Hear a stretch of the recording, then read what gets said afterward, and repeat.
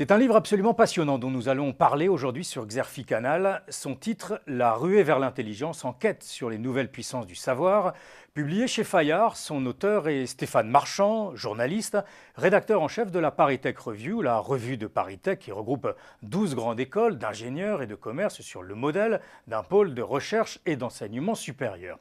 Du MIT à Stanford, en Israël, au Qatar, en Chine longuement, en France également, il brosse un minutieux panorama nourri d'exemples des dernières évolutions des plus grands programmes scientifiques mondiaux sur la course à la recherche scientifique et à l'innovation qui se déroule en ce moment entre les États, les institutions, les grandes universités, tous à la recherche de l'écosystème qui leur permettrait de prendre l'avantage. Bonjour Stéphane Marchand. Bonjour. Merci d'avoir accepté mon invitation. Alors, vous avez écrit sur le secteur du luxe il y a quelques années, sur la guerre du luxe, sur les Saouds, sur l'Arabie Saoudite et un avenir pas forcément évident pour le royaume. Et puis, vous aviez aussi écrit sur l'affaire du plombier polonais. Alors, vous me direz, c'était il y a des années, on n'en parle plus du tout aujourd'hui. Qu'est-ce qui vous a pris de prendre votre petite mallette et de faire un véritable tour du monde de ce qui se passe aujourd'hui, je le disais, du MIT au Qatar, d'Israël à Shanghai, de vous pencher donc sur ce qui se passe aujourd'hui en termes de compétition, de course à l'intelligence, à l'innovation? Alors, je ne devrais pas vous dire ça, mais d'une certaine manière, j'écris toujours le même livre. Alors, je change de sujet, bien entendu. Oui, parce que les Saouds et l'innovation... Mais c'est toujours le même livre dans la mesure où c'est toujours les rapports de pouvoir, les rapports de force. Comment est-ce qu'on a le pouvoir, comment est-ce qu'on le garde et comment est-ce qu'on empêche les autres de l'avoir. C'est un peu toujours ça dans mes livres. Et là, finalement, la ruée vers l'intelligence, c'est ça. C'est intellectuellement, en termes de recherche, d'innovation, en termes de création de savoir, quels sont les systèmes, quels sont les pays qui arrivent à s'en sortir le mieux et à dépasser les autres, avec évidemment comme enjeu ultime, au-delà de la recherche, l'innovation et la puissance économique. Et la prospérité, effectivement, qui peut en découler. Alors, on va revenir, je le disais, sur ce qui se passe dans un certain nombre de pays. En Chine, longuement, vous avez été un portrait nuancé que vous faites de l'état de la recherche en Chine, même si vous ne doutez pas de la puissance chinoise sur le long terme. Alors, ce qui est intéressant, c'est que dans un premier temps, vous vous arrêtez sur les nouvelles frontières du savoir, tout ce qui se passe actuellement, que ce soit en astrophysique, sur les étoiles mortes par exemple, et la gravité, la robotique, les neurosciences, et vous parlez de la nouvelle frontière qui est vers les sciences cognitives, vers le numérique, etc., à travers la maîtrise du cerveau. Alors ça, le cerveau, c'est clairement la frontière scientifique qui intéresse le plus aujourd'hui dans tous les grands centres de recherche du monde. Tous les grands pays font des efforts colossaux, à la fois en termes de personnel, d'investissement financier et de profondeur de recherche sur le cerveau. Et l'idée est toute simple, à la fois toute simple et immensément difficile, réaliser une cartographie du cerveau de plus en plus fine, une sorte de Google Earth du cerveau, qui vous permettrait de voir chaque neurone et de vérifier quelles sont les interactions entre les neurones et ses voisins. Et finalement, le jour où on aura fait ça, non seulement on aura peut-être résolu tous les problèmes des maladies du cerveau, mais on aura peut-être trouvé le moyen de produire une puissance du cerveau inconnue aujourd'hui et de développer les capacités de créativité et d'intelligence. Stéphane Marchand, je vous cite, c'est l'ultime instrument de la productivité, le cerveau. Le lire, le contrôler, le réparer sont autant d'enjeux colossaux. Effectivement, vous décrivez longuement sur ce qui se passe sur Google Earth. Alors, il y a aussi les mathématiques. Et là, évidemment, on fait le lien avec notre cerveau.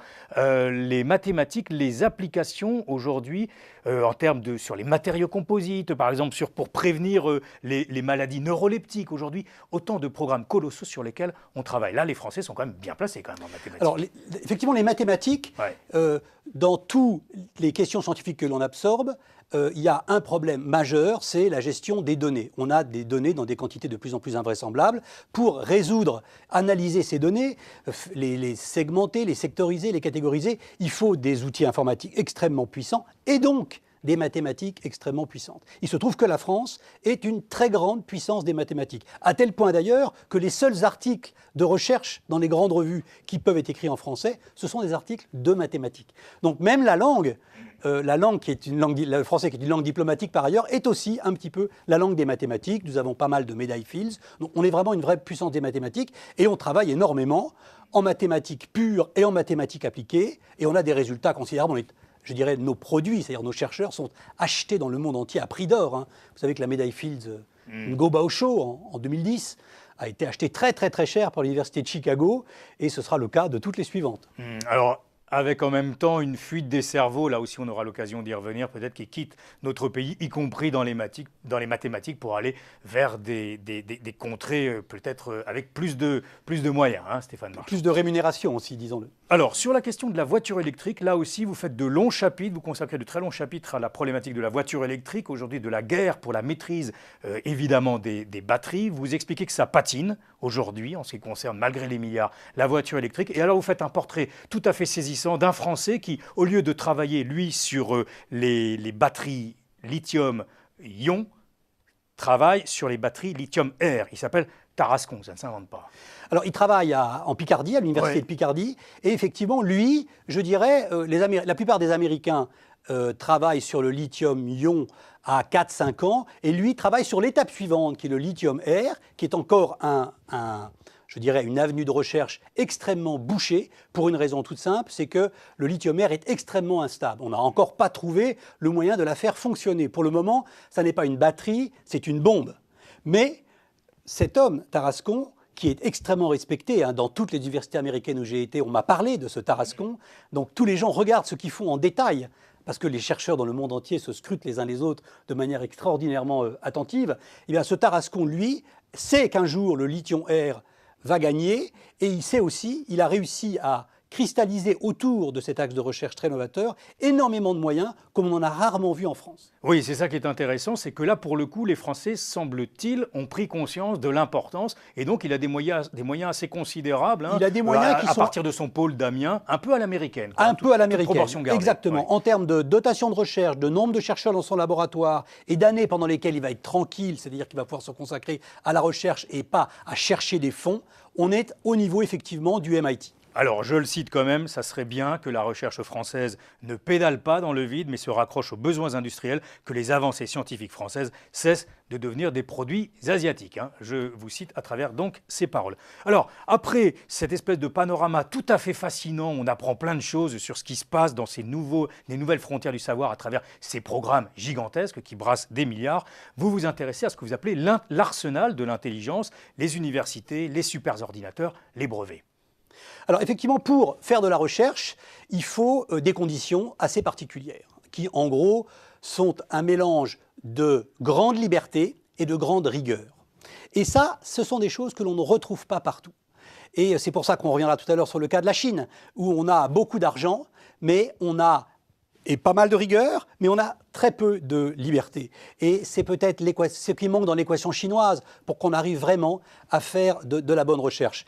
Il faut des universités de recherche, c'est-à-dire des institutions dans lesquelles on mélange de l'enseignement et de la recherche. C'est là l'université de recherche, je dirais, c'est... Ça, c'est le modèle anglo-saxon. C'est le modèle anglo-saxon, mais c'est au-delà du modèle anglo-saxon, c'est le modèle qui domine aujourd'hui complètement la planète de recherche dans le monde. Et c'est pour ça que la France, en dépit de ses résultats assez florissants en matière de recherche, en dépit de la grande qualité de ses chercheurs, en dépit de sa capacité à investir des fonds colossaux, en tout cas publics, dans la recherche, eh bien la France est mal classée dans les classements internationaux parce qu'elle a jusque-là refusé ce principe des universités de recherche. Oui, et qui permet d'être effectivement beaucoup plus lisible quand il s'agit de compiler en quelque sorte les données concernant les publications, etc. Exactement. Etc. Alors, vous êtes aussi très intéressant, moi ça m'a passionné, sur les brevets, la course aux brevets, ce qui se passe actuellement, avec un florilège de brevets, hein, beaucoup plus qu'auparavant.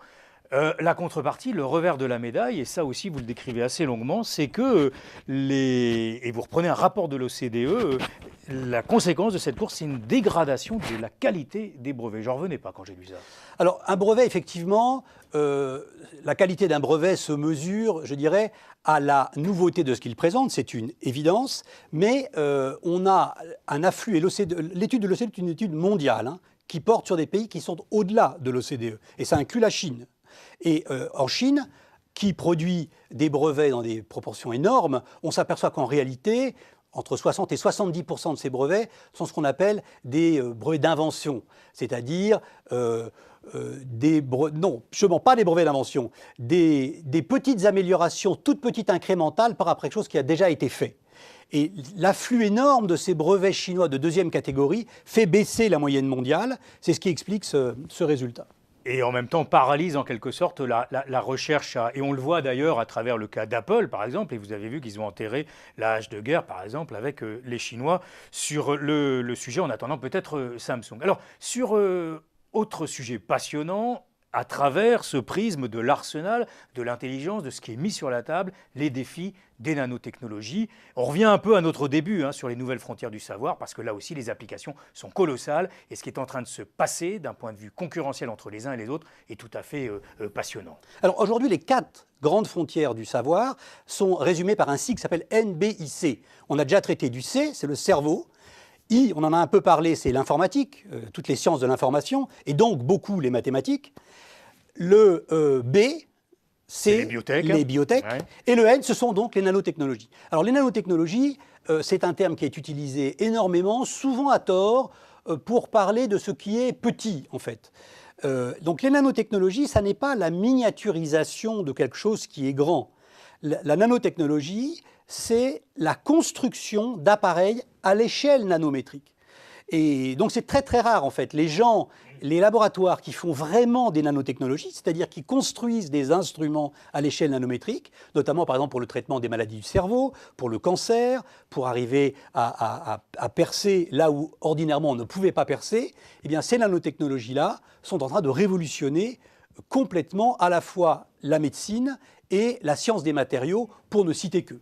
Alors, où en sont aujourd'hui, vous le dites, sciences des matériaux par exemple, quels sont les grands enjeux mondiaux aujourd'hui de la conquête des nanotechnologies?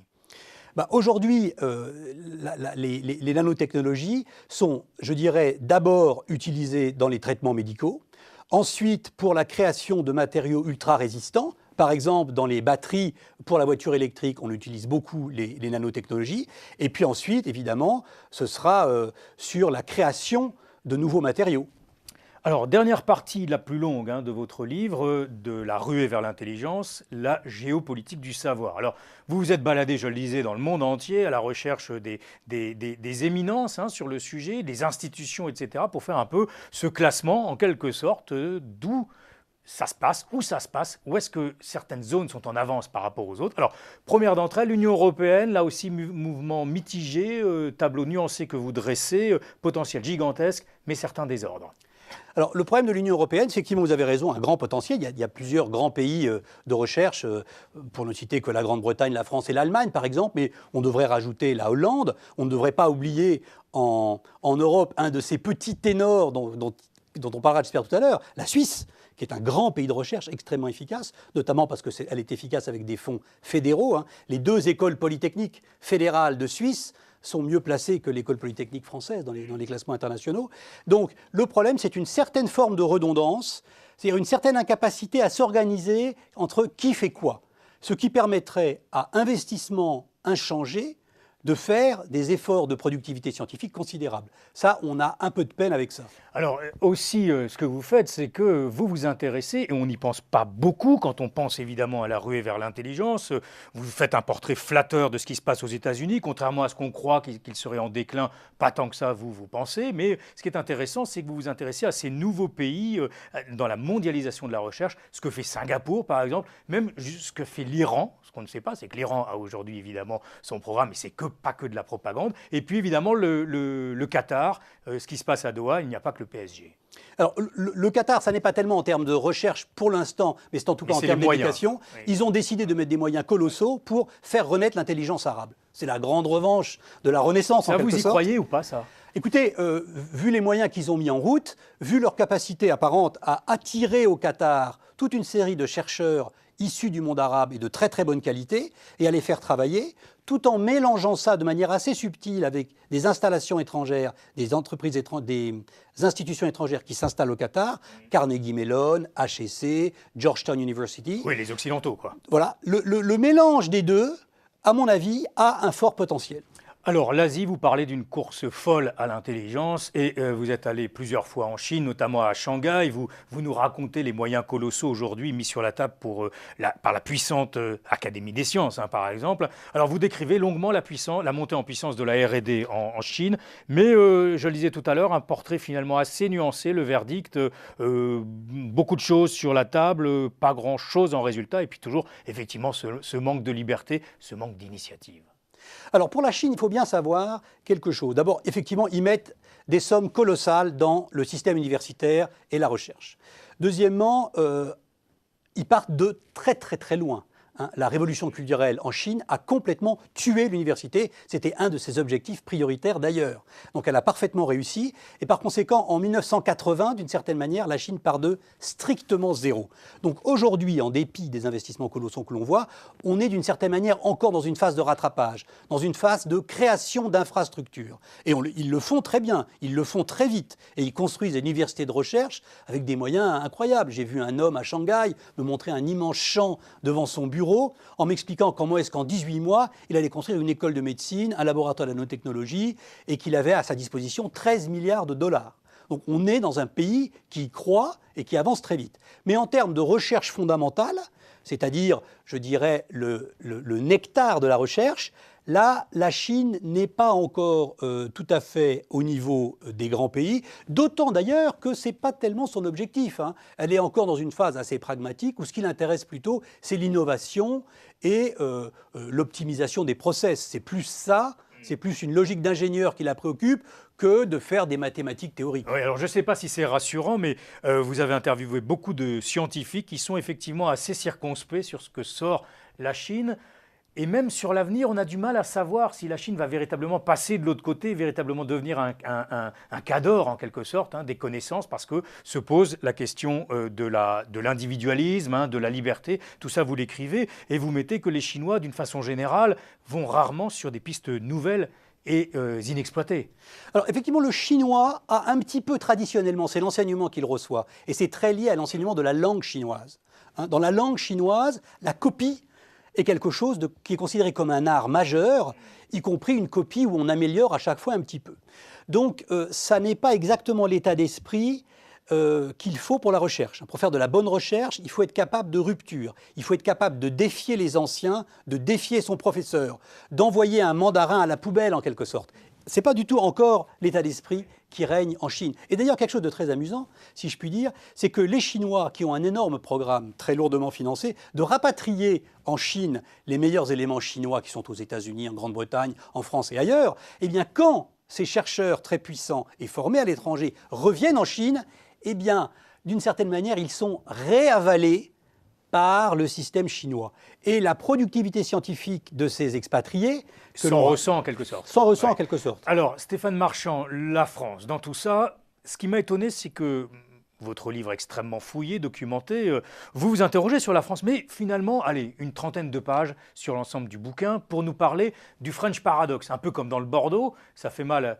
paraît-il, à la santé, n'empêche qu'on vit les plus vieux. Vous parlez toujours du French Paradox pour la science française. On en est vraiment là. On arrive quand même à tenir le trend, à rester dans la course, malgré nos pesanteurs, malgré nos lourdeurs ou pas? La réalité de la France, d'abord, comme je disais tout à l'heure, une recherche publique très financée, puissante et intelligente et productive, une recherche des entreprises privées très très faible, et très inquiétante par ailleurs. La recherche publique est productive en France? Oui, la recherche publique est productive en France, en dépit de toutes les accusations dont ils sont... Je cite fréquemment Jean-Loup Chameau, qui est le président de Caltech, qui depuis 2012 est la première université américaine dans les classements américains, et qui me disait « Je ne comprends pas cette façon qu'ont les Français de se couvrir la tête de cendre. Dans le monde entier, les chercheurs français sont considérés comme des gens très intelligents et très efficaces. Et d'ailleurs, nous, Caltech, on travaille en permanence, par exemple, avec l'école polytechnique, avec l'école normale supérieure, et on est enchanté de ces collaborations. Ouais, mais alors, en même temps, je vous lis, Stéphane Marchand, vous dites que nous sommes ni honteux ni glorieux concernant la recherche en France, mais que nos choix sont de moins en moins pointus et nous avons une certaine difficulté à créer un écosystème favorable. Alors, ce qui est vrai, c'est qu'en termes d'articles par chercheurs, on est assez productif. En revanche, il y a une statistique qui nous dessert un petit peu, c'est celle qui consiste à vérifier à quel point les articles écrits sont repris dans le reste de la presse, on dirait, de la presse scientifique mondiale. Et là, manifestement, on est un peu en retard, ce qui tente à prouver qu'on n'est pas assez sur les sujets à la mode. Est-ce un défaut, une qualité? C'est une matière à débat. Alors également cette question du classement de Shanghai qui nous desservirait, cette question de l'usage du français qui là aussi pourrait nous desservir, et pourtant les instituts français essayent de se développer à l'étranger, et pas seulement dans les anciennes colonies comme au Vietnam, mais en Chine aussi, par exemple. Mais c'est vrai que la question de la langue reste prégnante. Vous avez raison d'insister là-dessus. Les gens veulent du savoir français, ils ne veulent pas qu'on leur impose d'apprendre le français. Et ça, il y a beaucoup d'institutions publiques françaises qui ne le comprennent pas encore. Et un bras de fer d'ailleurs entre l'éducation nationale et d'autres institutions, par Absolument. exemple, à ce sujet dans notre pays. Alors, on va conclure, j'allais dire, sur les mêmes termes que votre livre. La conclusion de votre livre est titrée « Sale temps pour l'égalitarisme ». Et vous pensez qu'évidemment, et là on vise la France quelque part, c'est parce qu'on ne fera pas d'égalitarisme que véritablement nous aurons des résultats. Il ne faut pas se mentir. mentir. Dans la course mondiale. Oui, il ne faut pas se mentir. On a toujours parlé de l'université française, évidemment, c'est un abus de langage et une tromperie. Il n'y a pas l'université française. Il y a quelques universités françaises très bonnes, et puis le reste qui sera forcément de qualité moindre. Et c'est pareil aux États-Unis. Et c'est pareil aux États-Unis. Aux États-Unis, on parle toujours des 15 mêmes universités, alors qu'il y en a plus de 2500 d'universités. Il y a beaucoup d'universités. L'université moyenne américaine est probablement inférieure en niveau à l'université moyenne française. Donc il ne faut pas se faire d'illusions. L'université, il faut pas saupoudrer les fonds dans toute l'université. Il faut mettre le paquet sur les meilleurs, et c'est comme ça qu'on s'en sortira. Vous restez optimiste, la ruée vers l'intelligence. On pourrait aller vers des extrêmes tout à fait condamnables jusqu'à se battre pour la connaissance, pour la maîtrise de la connaissance, la maîtrise de l'innovation ou pas? Je veux dire, on se bat déjà. C'est parfois très violent. Il y a d'abord, la violence est interne dans les laboratoires. Ça rend parfois les chercheurs fous. Je cite un grand cas d'abus, de tricherie. Il y a une petite mafia au sein de la recherche de gens qui trichent. Et ça, c'est une réalité. Donc, c'est une violence aussi. Mais entre les pays, il y a aussi beaucoup de tensions. On se rachète. Quand les Américains achètent tous les meilleurs mathématiciens français sur étagère, c'est quand même de la guerre économique. La ruée vers l'intelligence, enquête sur les nouvelles puissances du savoir chez Fayard par Stéphane Marchand. Merci d'avoir été notre invité. Je le disais, un livre tout à fait passionnant à recommander. Merci. Merci.